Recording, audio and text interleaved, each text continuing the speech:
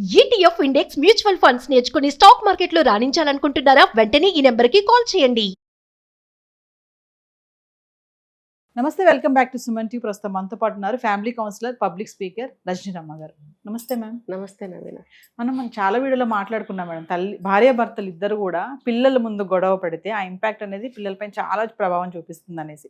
అయితే ఈరోజు ఏంటంటే వైఫ్ పైన హస్బెండ్ అరవడము, ఒక్కొక్కరు కొట్టే వాళ్ళు కూడా ఉన్నారు. మీరు చెప్పారు ఇప్పటికి కొడుతున్నారు భార్యల్ని భర్తలు అనేసి. అది పిల్లలు కనుక చూస్తే, అమ్మని నాన్న కొట్టడం చూస్తే, మరి నాన్న పైన ఆ కొడుకుకి కానీ ఆ కూతురికి కానీ ఎలాంటి ఇంపాక్ట్ పడుతుంది? అంటే మా నాన్న మంచోడా, మా నాన్న ఇంతే, ఇట్లా కొడుతూ ఉంటాడు, నాకు నమ్మకం అనేది ఎలా, ఒక మంచి నమ్మకం క్రియేట్ అవుతుంది అంటారా? ఇది మీరు చెప్పినట్టు ఆడపిల్లల్లో కలుగుతుంది భావన. నాన్న మీద బ్యాడ్ ఇంప్రెషను, నమ్మకం పోవడము, ఇలాంటివి ఆడపిల్లలకు కలుగుతాయి. అబ్బాయిలకి ఏంటంటే మనం కూడా అలా ఉండాలని అలా తయారవుతారు. ఓ అంతే కదా. తల్లికి ఆడపిల్లలు ఎప్పుడైనా రెండు జెండర్ ఒకటే కాబట్టి వాళ్ళు అర్థం చేసుకుంటారు స్త్రీ మనసుని. అర్థం చేసుకుని తల్లికి సపోర్ట్గా ఉంటారు. మగపిల్లలు ఏం చేస్తారు, తండ్రి ఏం చేస్తే అది చేస్తాడు. ఆడపిల్లలు తల్లి ఏం చేస్తే అది చేస్తారు. చాలా రేర్ కేసుల్లో ఆడపిల్లలు కూడా తండ్రిలాగా బిహేవ్ చేసేవాళ్ళని నేను చూశాను. నా చిన్నతనంలోనే చూశాను. తండ్రి తల్లిని కొడితే కూతురు కూడా తల్లిని కొట్టేది. మరి ఆ పిల్లకి చేసిన సేవలు ఏ తల్లి చేయదన్నమాట. ఏ టు జెడ్ చేసేది ఆ తల్లికి, ఆ పిల్లకి ప్రతి ఒక్కటి. డేట్స్ వచ్చినప్పుడు అవి కూడా క్లీన్ చేయడము, అవి కూడా తల్లి చేసేది. ఊడిగం చేయించుకునేది తల్లితో. మరి తండ్రి కొట్టాడనుకో, ఈ పిల్లకి కోపం వస్తే ఈ పిల్ల కూడా తల్లిని కొట్టడం, అలా రేర్ కేసుల్లో ఉంటారు.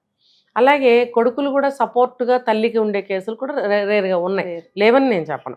కానీ మోస్ట్ ఆఫ్ ద చెప్పాలంటే ఎక్కువ ఇంపాక్ట్ అబ్బాయిల మీద పడుతుంది తండ్రిది. ఎందుకంటే మేల్ టు మేల్ కాబట్టి తండ్రి ఇలా చేయాలి, అయితే పెళ్ళాలు అంటుంటాడు కదా, దీనికి ఇలా తన్నులు తగిలితే కానీ నోరు మెదపకుండా నోరు మూసుకుని ఉండదు, లేకపోతే రేగుతూ ఉంటుంది, మాట వినదు అనే మాటలు అంటూ కొడతాడు అనుకోండి ఫర్ ఎగ్జాంపుల్. ఇది నిజం అనుకుంటాడు. మరి ఆ ఇంపాక్టే కదా అది. కాబట్టి అలాంటి వాగుడు వాగకూడదు, అలా కొట్టకూడదు. పిల్లల ముందు అసలు ఏమీ మాట్లాడకండి. మీరు తన్నుకుంటారో చేస్తారో పిల్లలు లేనప్పుడు చేసుకోండి. వాళ్ళు వచ్చేటప్పటికి ఇద్దరు ఒకటే నిలబడాలి. లేకపోతే మగపిల్లలు చెడిపోతారు, ఆడపిల్లలు చెడిపోతారు. అంటే నమ్మకం కూడా పోతుంది అంటారా నాన్న పైన? అంటే నాన్న అనేది మనిషి కరెక్ట్ కాదు అనే అది కూడా పోతుంది అంటారా? అది అప్పుడే కాదు, కొంత ఏజ్ వచ్చిన తర్వాత ఆ అభిప్రాయాలు అవన్నీ మారుతాయి కదా, లోకం చూస్తూ ఉంటారు కదా. అప్పుడు వీడు వయసులోనే ఇలా చేశాడు, ఇతని దగ్గర నేర్చుకోవడానికి ఏముంది అనే భావనలోకి వచ్చేస్తారు వాళ్ళు. అప్పుడు ఏదైనా సరే వాళ్ళకి చెప్పాలన్నా, వాళ్ళ సలహా తీసుకోవాలన్నా ఇష్టపడరు. అందుకనే మన వ్యక్తిత్వాన్ని కాపాడుకుంటూ ఉండాలి పిల్లల మీద. ఆ చిన్నపిల్లలు వాళ్ళకేం తెలుసు, లేకపోతే వాడికి 25 ఏళ్లే వాడికి ఏం తెలుసు, ఇలా ఎప్పుడు అనుకోకండి. చిన్న 1 year పిల్లలైనా సరే వాళ్ళు అన్ని మాట లేకపోయినా అన్నీ అబ్జర్వ్ చేస్తారు. ఇంకా పెద్దవాళ్ళు ఎందుకు అబ్జర్వ్ చేయరు? అన్నీ తెలుస్తాయి వాళ్ళకి. వాళ్ళ ముందు మనం చాలా అంటే చాలా ఒళ్ళు దగ్గర పెట్టుకుని బ్రతకాలి. అలాంటి సందర్భం వచ్చింది మేడం. పిల్లల ముందు భర్త కొడుతున్నాడు, తిడుతున్నాడు, కొంచెం మాటలు కూడా బాగాలేదు, వల్గర్గా మాట్లాడడం. తల్లి తర్వాత పిల్లలతో ఎలా సంభాషించాలంటారు? అంటే ఎలా వాళ్ళకి తెలియచేయాలి, మేము గొడవ పడ్డాం, పిల్లలు చూశారు, అది వాళ్ళపైన ఇంపాక్ట్ పడకుండా ఉండాలి అంటే భార్యగా, తల్లిగా పిల్లలకి ఆమె ఎలా తెలియచేయాలి దాన్ని, ఇది గొడవ కాదు అని? కొంతమంది తెలియదు, ఆ విషయం కూడా తెలియదు.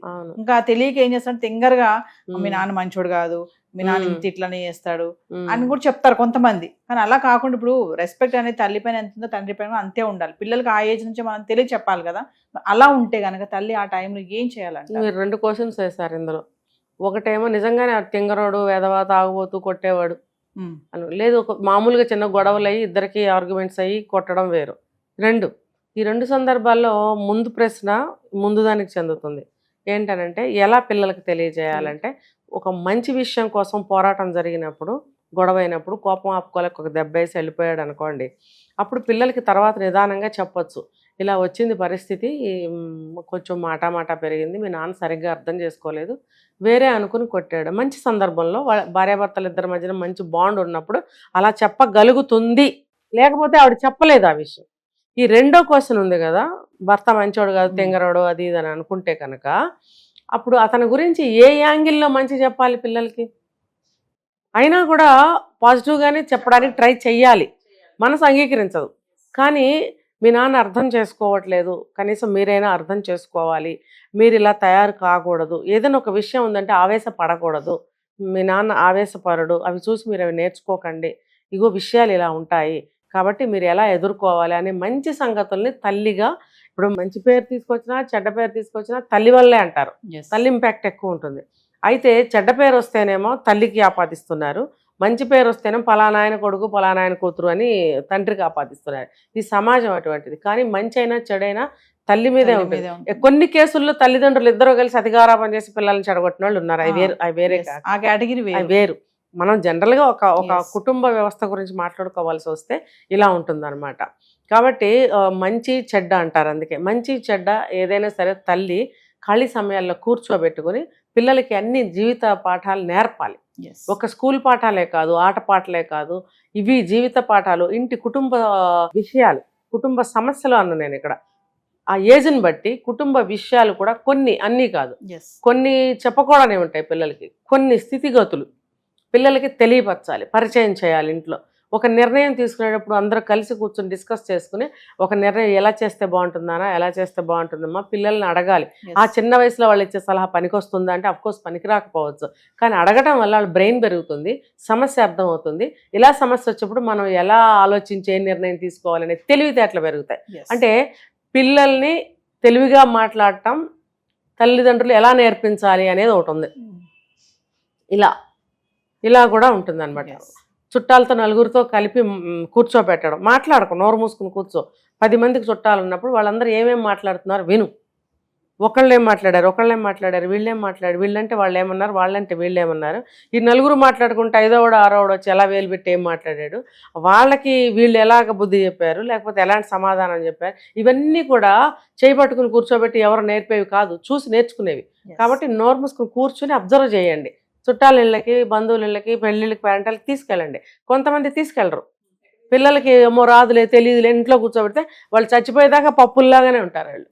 ఏదైనా సరే నేను చెప్తాను, చిన్నప్పుడే కొంతమంది తల్లు ఉంటారు మేడం, వాళ్ళ పిల్లల ముందే భర్త అంటే తండ్రిది పరువు కానీ ఆ మాటలు కానీ ఈజీగా మాట్లాడేస్తారు.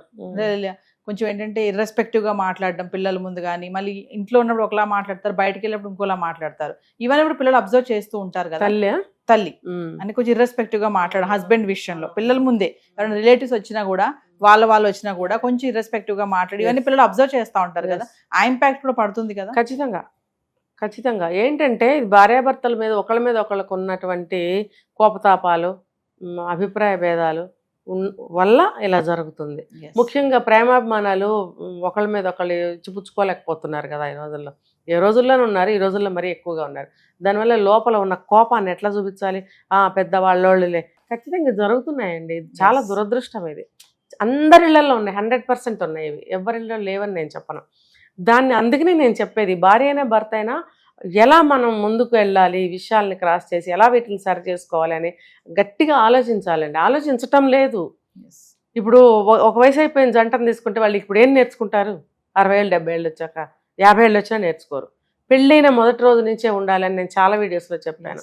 ఇప్పుడు కొత్తగా జీవితం స్టార్ట్ చేసే వాళ్ళైనా ఇలాంటివి స్టార్ట్ చేయండి. ఇప్పుడు పిల్లలకు అలా చెప్పారనుకోండి, ఆయన చేసిన పనులు కానీ, ఆయన అన్న మాటలు కానీ, వాళ్ళు చేసిన పనులు మాటలు కానీ ఈ అమ్మాయికి మనసుని బాధను కలిగిస్తాయి. వాళ్ళ మీద సదభిప్రాయం ఉండనప్పుడు దాన్ని ఒక్కటే లోపల అనుకోలేకుండా ఉండలేదు, ఒక్కటే అనుకోలేకపోతుంది. పక్కన ఎవరితో చెప్పాలి, ఎవరికి చెప్తే ఏమంటారు, తన సొంత పిల్లలు కాబట్టి తను అర్థం చేసుకుంటారు అని చెప్పి తన పిల్లలకే వాళ్ళ మీద చెప్పడం మొదలు పెడుతుంది. కొంతకాలానికి హెడ్ రేట్ వాళ్ళ మీద పెరుగుతుంది. ఇంకా కొంతకాలం అయిన తర్వాత మా అమ్మ ఎప్పుడు వాళ్ళ మీద చెప్తూ ఉండేదని తల్లి మీద రివర్స్ అవుతారు. అప్పుడు అన్నీ చేసినవాడు తండ్రి మంచివాడు అవుతాడు. అంటే వెధవ పనులు చేసిన తండ్రి మాత్రం కొంతకాలానికి మంచివాడు అవుతాడు. చాలా దురదృష్టమైన పరిస్థితి అండి ఇది. చాలా మందికి జరుగుతుంది ఇది. కామెంట్లో పెట్టండి ఎవరైనా, దాని మీద మనం మళ్ళీ వేరే వీడియో కూడా చేద్దాం. Thank you.